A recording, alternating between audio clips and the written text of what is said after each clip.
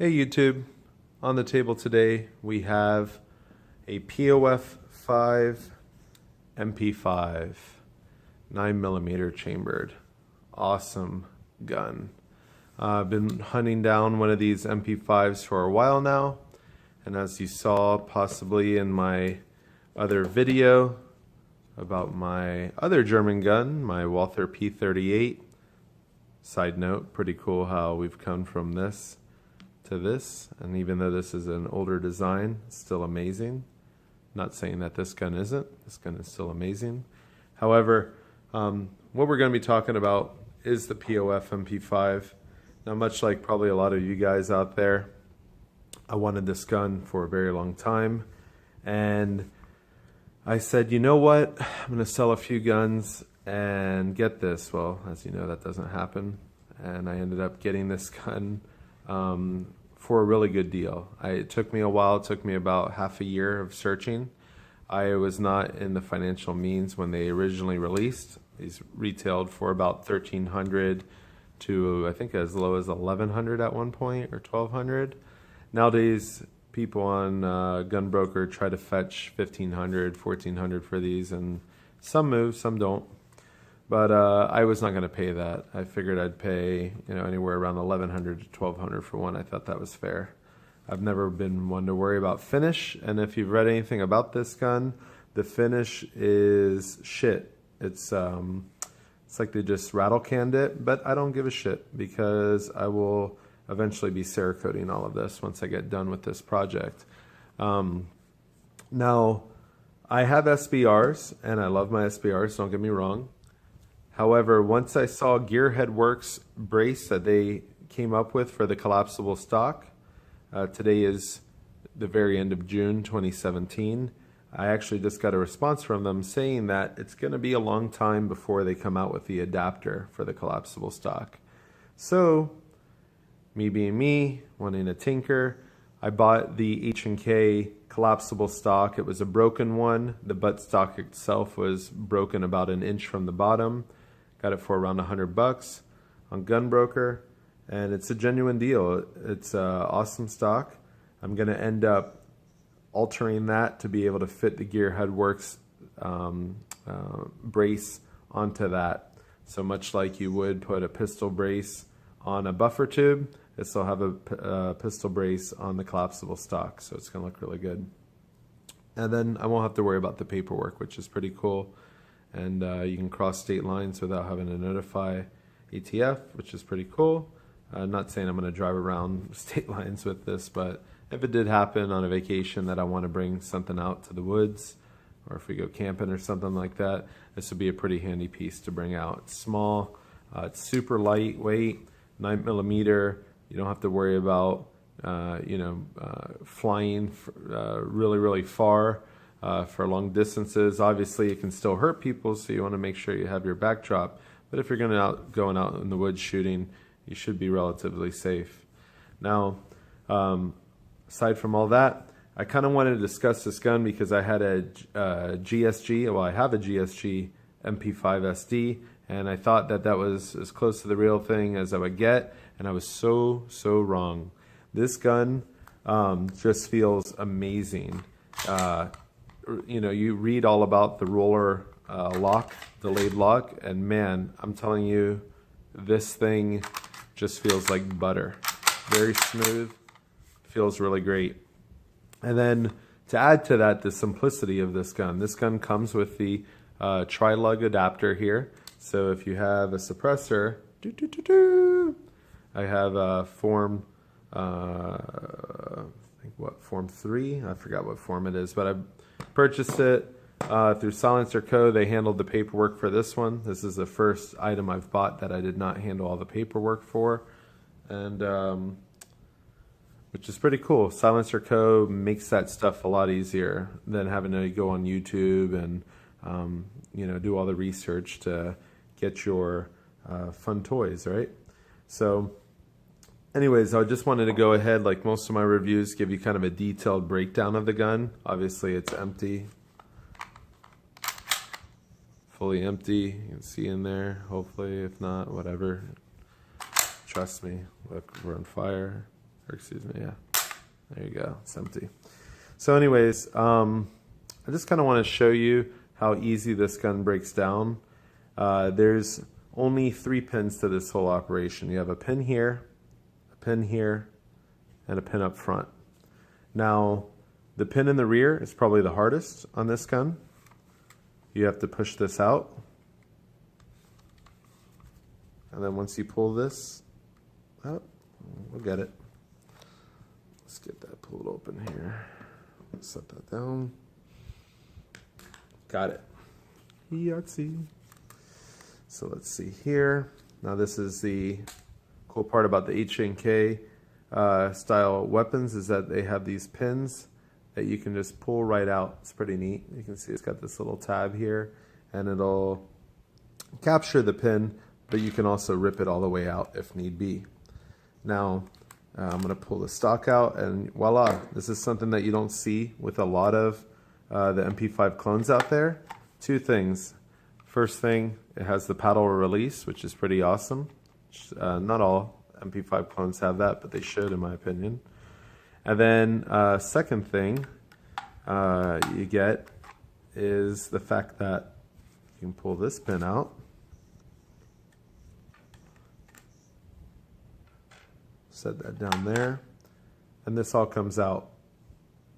So this is pretty cool. You can change this out with surplus German parts. Obviously, you can't have the automatic sear, unfortunately, but you know, it is what it is. Got to deal with the rules, right? So I was just dumbfounded at how stupid simple this gun is. You have your whole trigger pack in there ready to go, which is pretty nice. Trigger breaks okay. You have a little bit of a creep, and then it releases. It's actually not too bad. And then let's see, release. So I'm happy with it.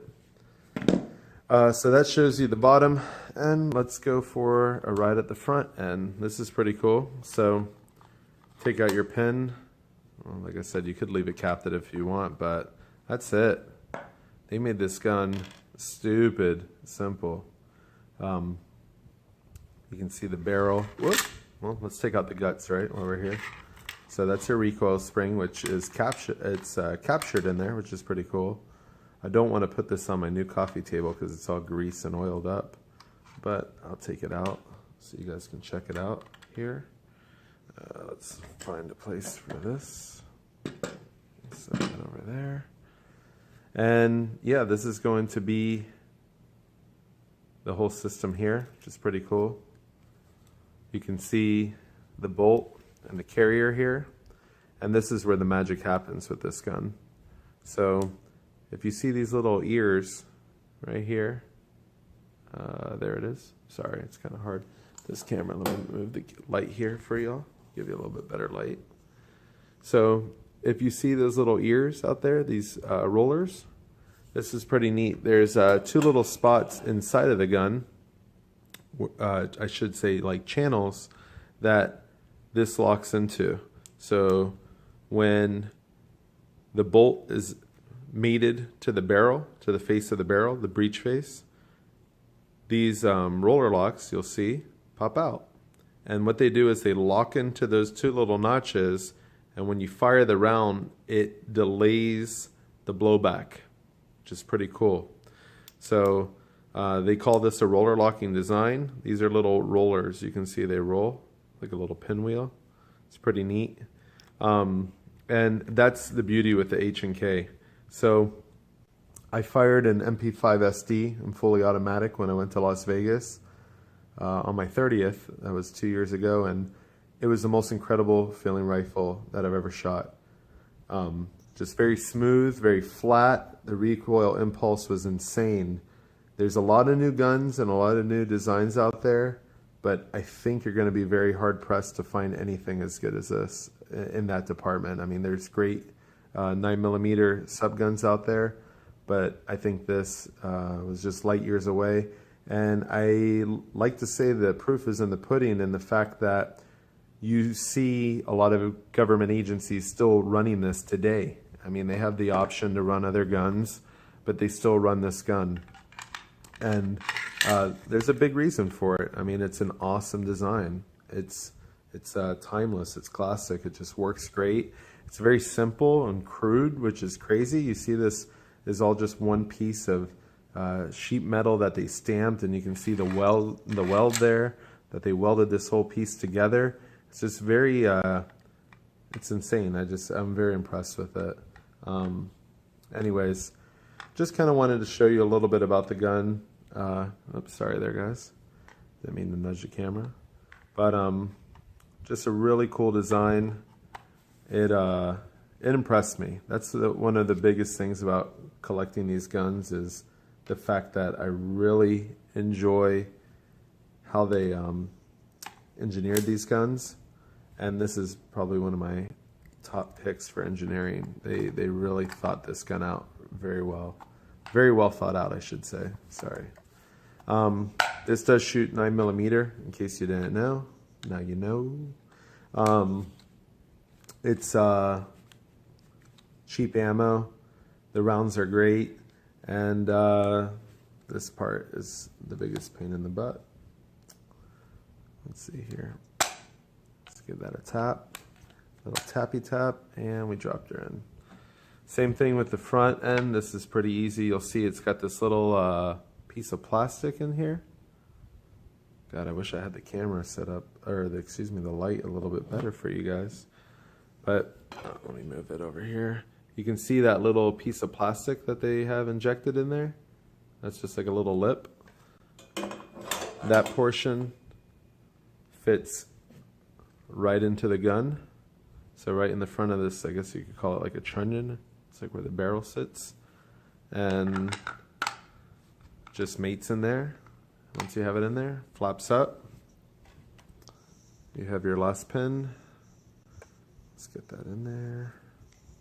Trying to get it on camera. It's very difficult to do. There we go. And voila.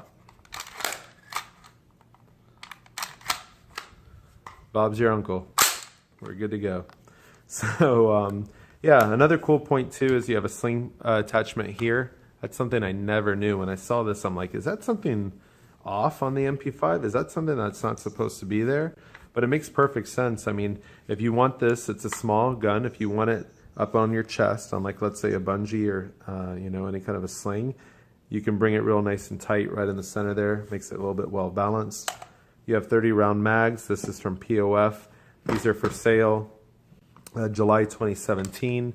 These are going for 30 bucks. I got these from a website called Robert or RTG Gun Store or something of that nature. Don't quote me. But they were really great to deal with. Awesome guys. I'm not sponsored, obviously. I only got 34 subscribers. But yeah, good guys to deal with. What I did want to show you guys, obviously I'll do an update once I build that adapter, and I'm going to try to film that process for you guys. One thing I did want to show you here, I'm trying to see the time, we're at 13 minutes, I don't want it to run too long, so I could talk all day about guns, is the fact that you can mate any 1/2x28 suppressor. This is my Optimus, right onto the gun, which is pretty cool. So if we can get this going, it's probably going to be easier to do it off camera. Get that off camera going. So, come on, baby.